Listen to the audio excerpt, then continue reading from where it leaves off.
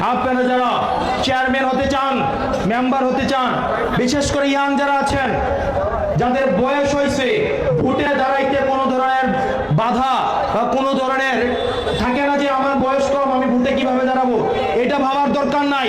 জনগণের কাছে যাবে, মানুষ ভোটে দিতাবে। আমি যখন ভোটে দাঁড়াই আমাকে বলছে আমি 500 ভোট পাবো। আমাদের হাদি ভাইকে বলছে 500 ভোট পাবে, বলে নাই? বলে নাই?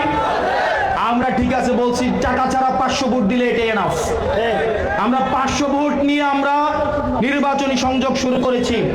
প্রথম দিন 500, তারপরের দিন জিজ্ঞেস করতাম আশেপাশে ভাই 520টা হয়েছে কিনা, তারপর দিন জিজ্ঞেস করতাম ভাই 550 হয়েছে কিনা। এমনি করতে করতে আমি ভোট পেয়েছি 1,72,000। আমি নির্বাচন করেছি বিএনপির বিরুদ্ধে, আওয়ামী লীগের বিরুদ্ধে।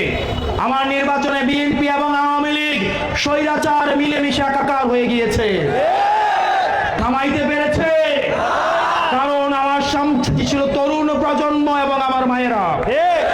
সেই জন্য আমার মা বোন, আপনার হোমনাবাসী যারা আছেন, তরুণ প্রজন্মের যারা আছেন, মুরব্বীদেরকে আমরা দাওয়াত দিব, না আসলে আমরা তাদের দোয়া নিব, কিন্তু আমরা আগায় যাব আমাদের তরুণ প্রজন্ম এবং মায়েদেরকে নিয়ে।